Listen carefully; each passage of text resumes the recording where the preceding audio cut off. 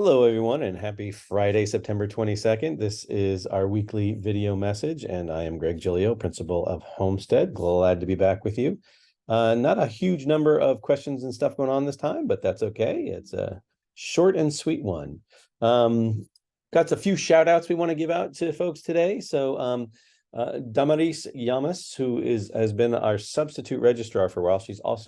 She has been our attendance clerk, and then she filled in while our official registrar was out on leave.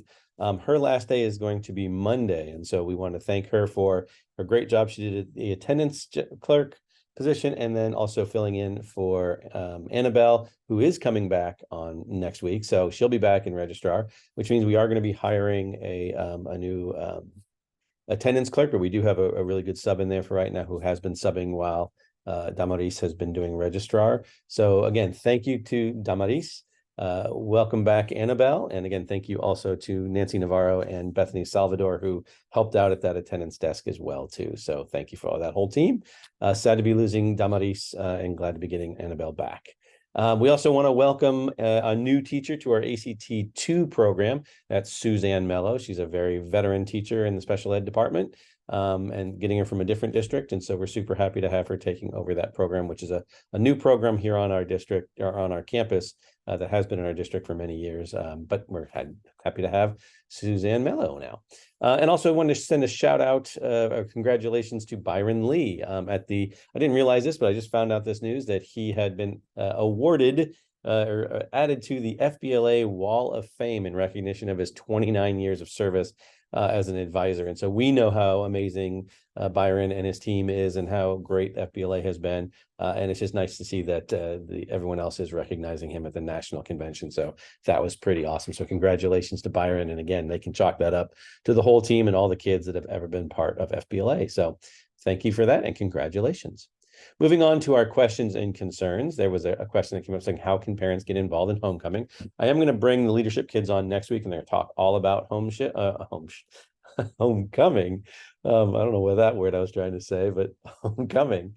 So they'll come on, they'll give more information. But just to kind of quickly answer this question, there are some ways that you can get involved in homecoming. Number one, please encourage your students to participate. If this year's theme is about like California Dream or California Dreamin', and each class is a different area of California, like Lake Tahoe or Santa Cruz or the Bay Area or Los Angeles. So depending on what class your kid is in, please encourage them to dress up on the dress up days or to go to the events, to take part in the building of the floats, that kind of stuff. We even sometimes need some help building the floats or driving the floats for those days. I'm not sure if those all have been taken care of yet, but that's another way you can help out. You can help provide materials for your kids, but also you're welcome to attend our parade. Again, those of you who may or may not know, we have a homecoming parade on the day of homecoming, that Friday. It goes down, starts in our parking lot, goes all the way down, not all the way down, but down Mary to the Dales, it turns right there, comes up around Kennewick, back across Homestead and into the campus at that point. So come and cheer on and yell and take pictures and all that kind of stuff. That's fun. And please come to the game. Game is a lot of fun as well. So happy to see you all there. And again, wait till next week and all my leadership kids will give you some really good information about homecoming. So, but hopefully that answers your questions for now. This was a longer question. I kind of pared it down a little bit. So paraphrasing, this question was about, can you install 3 more Wi-Fi hubs in the large gym so that the APUSH, and APUSH is the AP US History students, and probably others can take the AP exam digitally. What some of you may or may not know is that AP tests, which are run by the College Board, are moving towards being offered digitally. They did this in the pandemic, and they're trying to go to it now.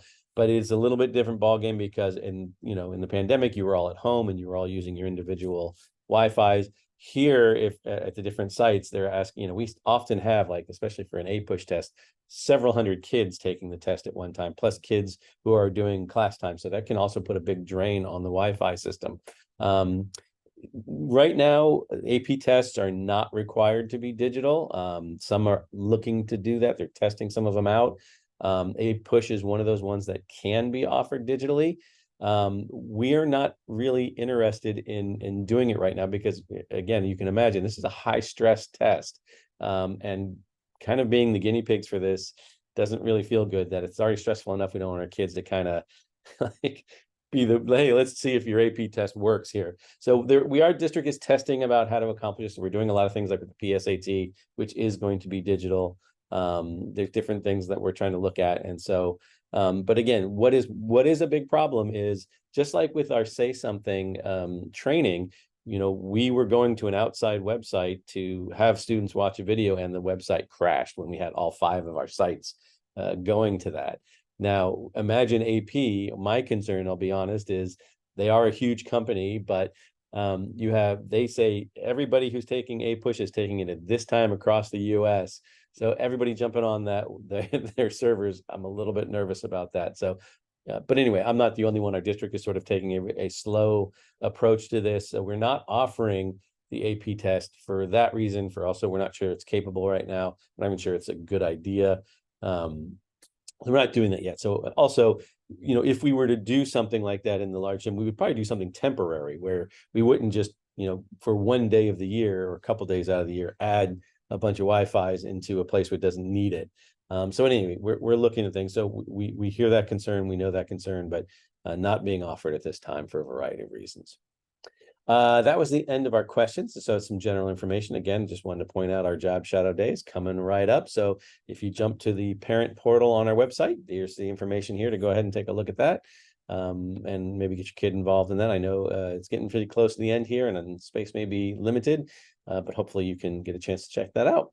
Also, going to our traffic reminders, the administrators rotate throughout spots throughout the campus. So I get to see different things as I'm out there. And what I'm sort of noticing, and for our cyclists, we're seeing a lot of kids on bikes going in and out of the student and staff lots. Cars and bikes do not mix. So please try to stay away from that as much as possible.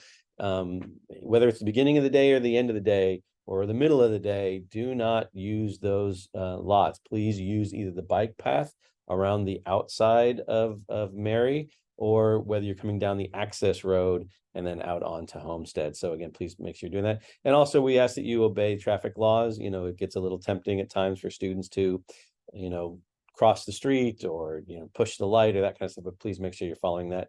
The one area where that's a little gray is right in front of Homestead, because in order for kids to come up the access road, they do have to go against traffic for a little bit. We actually conferred with our traffic enforcement, law enforcement folks, and they did say, for that short amount of period, that's fine. They just don't want kids riding against traffic for a mile down Homestead kind of thing. So please be aware of that. But that also will go back to a thing I have for cars here in a second. But again, seeing a lot of folks not wearing helmets. Please, please, please wear helmets, especially you guys on e-bikes. E-bikes go faster, laws of gravity, you can get hurt a lot easier. Please wear helmets. And again, folks, please make sure you're getting helmets for your kids. And if kid's been in an accident with a helmet before once, please get a new helmet, because they're not meant to be used over and over again in terms of an accident. So that's something we want there. So again, with cars, please look for bikes when you're turning onto campus, especially if you're coming out of the student lot, because sometimes kids are coming from that east direction, like from 7-Eleven to get into the access road. So we know that's against the traffic right there, but that's really the only place that they have to come over and get into the access lane. We have no other way at this time for them to get onto campus from that direction. So please look for those bikes. But also we have a lot of community members who are riding bikes, adults and whatnot. So please just know that those green lanes are out there. The green lanes are for them. And if you're coming to the part where the green lanes are sort of staggered or dashed, that means that's where you can turn in. But just also know that you got to look for those bikes as they're coming down.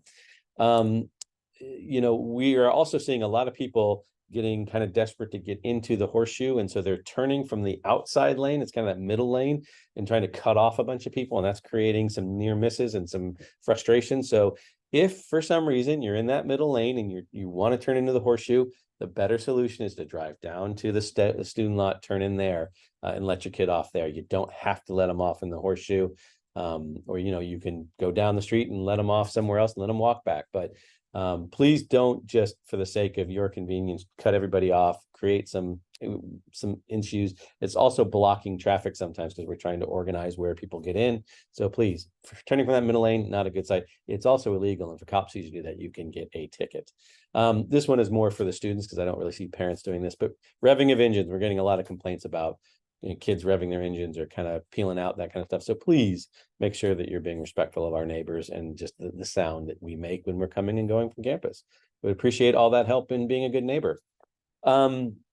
A bunch of important dates here, and I'm not going to read every single one of them, but you can pause and take a look at some of the things on here. But lots of college stuff coming up. We've got senior panoramic picture coming up. That's a good one. Different homecoming week, as I said, we'll talk about that later. One you should pay attention to is that no school happening on October 9th. So that is it for this week. So we appreciate everyone sending stuff in. Please continue to do so. And again, I look forward to having our guest stars of our leadership kids next week to give you some more information about homecoming. All right, have a great and safe weekend, and we will see you next week. Take care.